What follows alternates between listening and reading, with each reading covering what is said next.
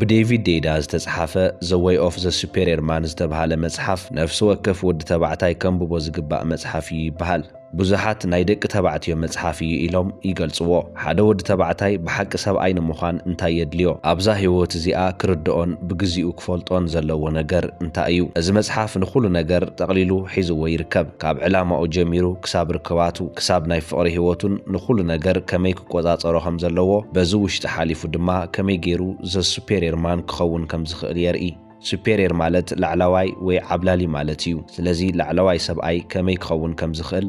ዘምህር መጽሓፍ እዩ እቲ ጸሓፊ ዴቪድ ኣብ መጽሓፉ ዘስፈሮም ፕሪንሲፕላት ኣነ ኣብዛ ቪድዮ ከቕርበልኩም እየ እቲ ቀዳማይ stop hoping for completion of anything in life ኣብ ህይወት ዝኾነ ነገር ንኽውዳእ ወይ ንኽምላእ ተስፋ ይትግበር ይብል እቲ ጸሓፊ ከም ዘረድኦ ናይ መብዛሕትኡ ወዲ ተባዕታይ ጌጋ ዝጅምር ኣብዚ እዩ ሓደ ግዜ ኩሉ ነገር ክስተኻኸል እዩ ወይ ድማ ዝደልዮ ነገር በቲ ግዜቲ ክመጸለይ ኢሉ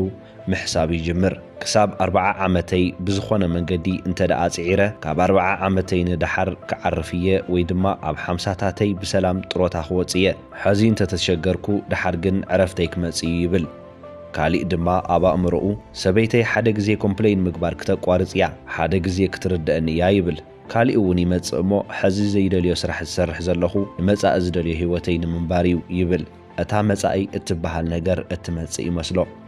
ናይ መብዛሕትኡ ወዲ ተባዕታይ ጸገም እውን እዚ እዩ ሓደ እዋን መሰረታዊ ዝኾነ ክፋል ህይወቱ ዝቕየረሉን ዝልወጠሉን ይመስሎ ተሓቂ ግን ፍጹም ኣይልወጠሉን ኩነታት ፍጹም ኣይቕየሩን ከም ዝነበሩ እዮም ዝቕጽሉ እቲ ሰብ ባዕሉ ንርእሱ ክልውጥ እንተዘይኽኢሉ ወይ ድማ ኣእምሮኡን ኣተሓሳስባኡን እንተዘይቐይሩ ነገራት ብፍጹም ፍሉይ ኣይኾኑሉን እቲ ሰብ ብህይወት ክሳብ ዘሎ ፈተና ህይወት ብዝኾነ ተኣምር ኣይቐንሰሉን ምስቲ ፈተና እናተላፈነን እናሰዓረን ክመጽእ ኣለዎ እዚ ድማ እንታይ ይጠልብ እንተይልኩም ምስቲ ዘለዎ ነገር ምስ ናይ ሕዚ ህይወቱን ብፍቕሪ ክወድቕ ይግብኦ እዚ እናገበረ ከሎ ድማ ንህይወት ብሓፈሻ ንንሮ ዝዓለምን ናይ ባዕሉ ዩኒክ ወይ ድማ ፍሉይ ዝተብሃለ ህያብ እናበርከተ ክሓልፍ ይግባእ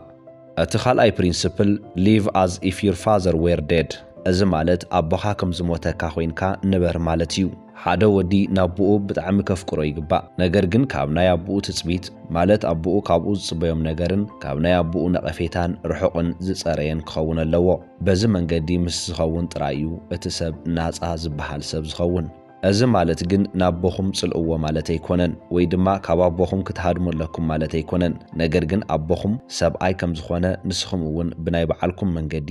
ሰብኣይ ክትኾኑ ኣለኩም ኩሉ ግዜ ኣብ ትሕቲ እግሩ ክትርከቡ የብልኩምን ሓደ ግዜ ንስኻትኩም እውን ናይ በዓልኩም